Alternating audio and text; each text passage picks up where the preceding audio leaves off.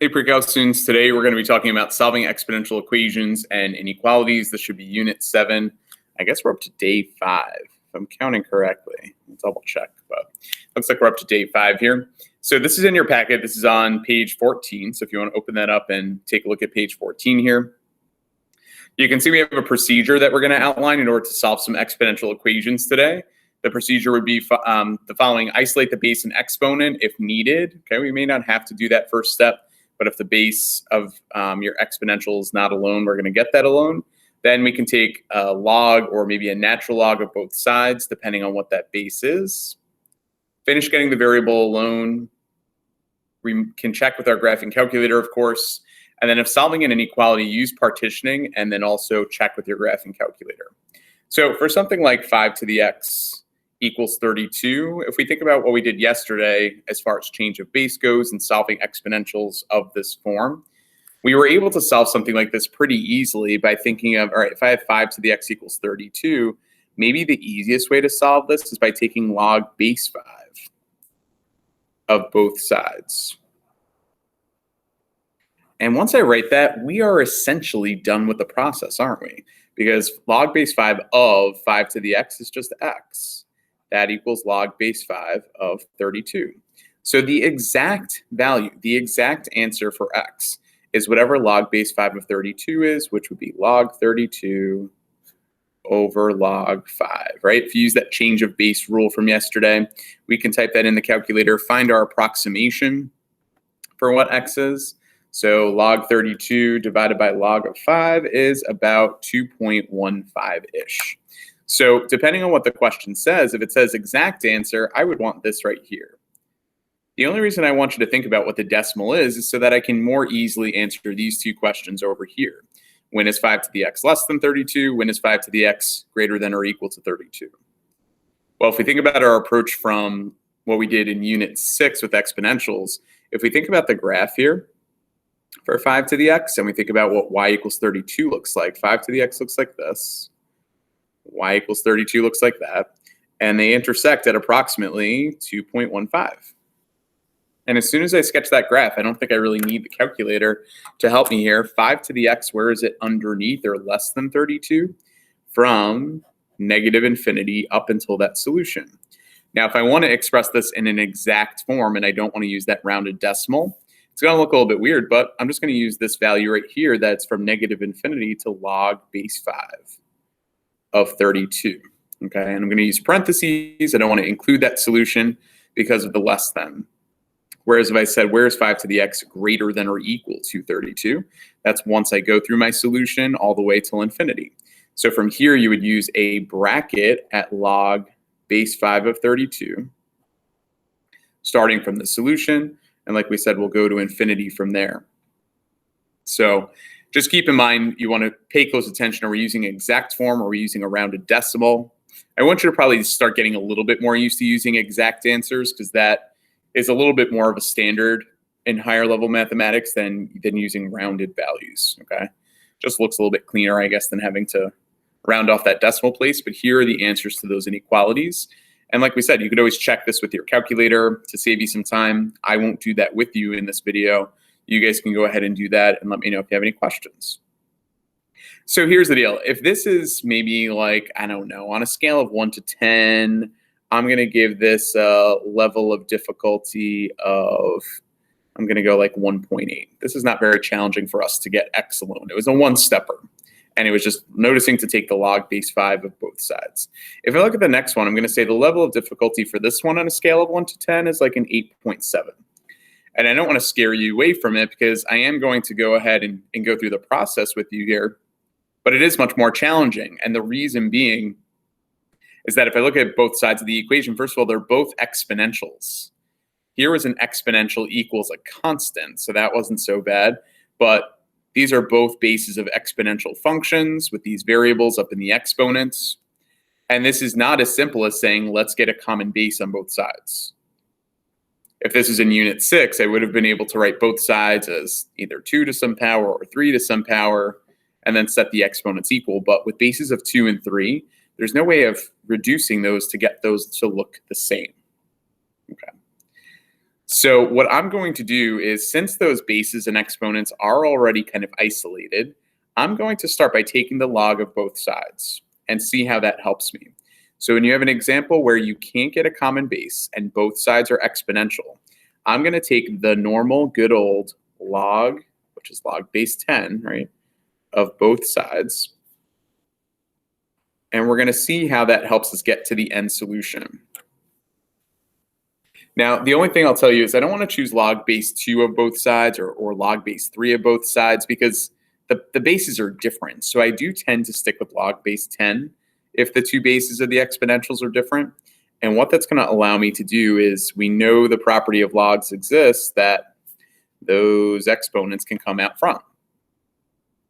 Now, since these are binomial exponents, when you bring them to the front, make sure you kind of put them in parentheses. Okay, so the next step is bring those exponents on down. Okay, now that I brought the exponents down, what we're going to do is we're going to sort of like back distribute. Log of 2 is a number. Okay, it's not a nice number, but it's a decimal we can find on the calculator. I'm going to distribute that back into 3x plus 1, and I'm going to distribute the log 3 into here and write down in the next step that this is 3x log 2 plus log 2. And on this side, 4 log 3 minus x log 3. So just doing a little bit of distributing. Now, remember, the whole goal is, of course, to get x alone. So now that I've written it in this format, I'm going to group the x's together on one side, and then anything that doesn't have x put on the other side. This is a strategy that we've seen in the past. So what I'm going to do is I'm going to add the x log 3 over here to keep it with the 3x log 2. And since this log 2 doesn't have any x's, I'm going to move it over to this side and group it with the 4 log 3.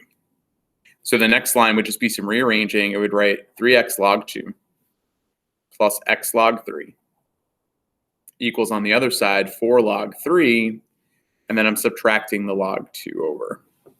Okay. So I guess here's the question now. Why did I want all the x's on one side and nothing else next to those x's? Because I'm hoping what you're shouting at your own home right now is that you can take out a GCF of x. And when I take out that GCF of x, I'm left with 3 log 2 plus log 3. Okay. Didn't do anything on the other side right there, 4 log 3 minus log 2. And then in the last step, you need to, since this is just one number, 3 times log 2 plus log 3 is some number. You're going to divide that number to the other side. So 4 log 3 minus 3 log 2, all divided by 3 log 2 plus log 3. That is your exact answer to this equation, which looks kind of scary looking, doesn't it? So maybe you can see why my difficulty rating of 8.7 is compared to little old difficulty of 1.8 up here. Yeah, it definitely got a lot more intense in this question right here. And beyond that, I think it's nice to consider that we can rewrite this. Since I have multiple logs on top and multiple logs on the bottom, you can condense those logs. So it's not a step that you have to take. You're okay if you stop here. But if we think about those numbers out front, those can come up as exponents, right? So this 3 would come up as the exponent of 2. And then the last thing you have to think about too is, what happens with subtract. Oh, did I get an extra 3 in there, guys? Where did I get 3 log 2? I think I saw the 3 here and then the log 2 there, but have no fear. I think I have whiteout. That, of course, isn't working. Wait, hold on. Yes, there we go. I don't need my red arrow then if there's not a number out front. Whoa, quick fix there. I was nervous. All right. Okay, now we're back. Okay, so yeah, I'm going to bring those up as exponents, and then subtraction would condense to division, addition would condense to multiplication. So this is going to be log of, let's see, 3 to the 4th power, I just know is 81. And then subtraction, we said, becomes division, so it's 81 halves on top. The bottom would be log of 2 to the 3rd times 3. 2 to the 3rd is 8 times 3 is 24. So if you like the way this looks better, it does look a little bit nicer that it's in that condensed form like this, okay? And by the way, don't cancel those logs. Those are operations that you're canceling out there. So just be careful with that. Leave it as this exact form, log of 81 halves over log 24. Okay, so last but not least, if we think about how do we solve the inequalities, then I want to think about, well, what do the graphs of those two things look like? 2 to a power and 3 to a power. We would think that those are both exponentially increasing as time goes on. But it turns out that they're really not, because this one right here is 3 to the negative x power. Okay, so one of them is increasing and one of them is decreasing. So 2 to the 3x plus 1 would look something like this, whereas 3 to the 4 minus x is actually going to be dk, and they're going to cross like that. Okay. And I know that the solution where they cross is log of 81 halves over log 24, which if you type that in your calculator, you should get approximately 1.16. I'm not going to use that answer anyway of 1.16, but it does help to kind of think about using a test value. So what do I mean by a test value? If you can't think of what the graph looks like, plug in 0 and see what happens, right? So if I try 0, what would happen? 2 to the 3 times 0 plus 1, that's 2 to the first. And if I test 0 for x over here, I would get 3 to the fourth. So when I try 0, which is to the left of my solution, what happens? I get 2 and 81. Well, 81 is definitely bigger than 2. So what happens is I know that this solution is true when I'm to the left of my solution, since 0 was to the left of that solution point. So we're going to get 2 to the 3x plus 1, and you can see that graphically over here anyway, right? Here's the 2 to the x graph. Here's the 3 to the 4 minus x. It's less than 3 to the 4 minus x when I'm to the left of this solution. So I'm going to say from negative infinity to log of 81 halves over log 24. Oh boy, that looks a little scary, right? And then where is it greater than? Well, once I go through that solution, so from log 81 halves over log 24 to infinity is when that's a true statement, okay? All right, so we will do more with this, I promise. This is the hardest type of equation usually for students in this unit. So if you can follow the process, that's great. I hope that at some point you'll be able to reproduce the process on your own to get a solution that looks like this in the end. But the last thing we're gonna do today is if you turn to page 15, we're gonna skip example 3. We might come back to that next time I see you in class, but skip example 3. Let's move right on to the bottom, which are literal equations.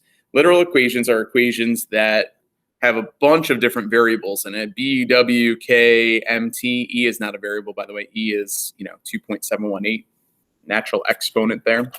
What we want to do is we want to solve this for T. So right now it's all in terms of B equals. I want to get T alone. So let's think about some steps we can take to solve for T. We want to isolate that base E.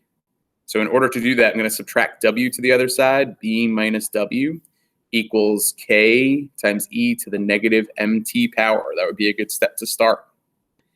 Is the base E isolated yet? Not yet. Got to divide by K.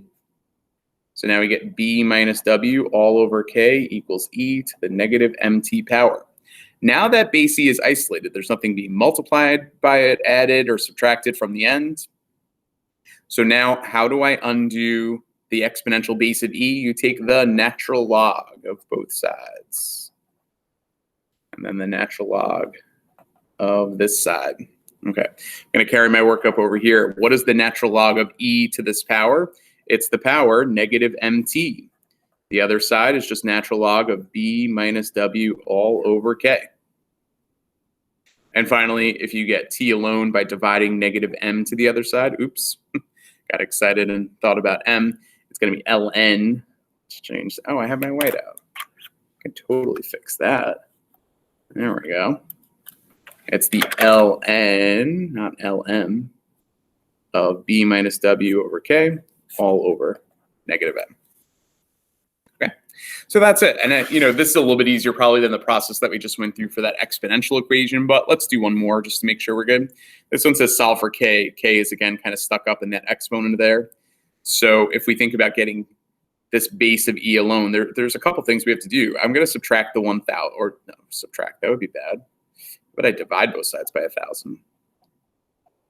For multiplying by 1,000, we want to divide both sides by 1,000. H over 1,000 equals 1 minus e to the negative kn power. Okay, keep going. Subtract the 1 over.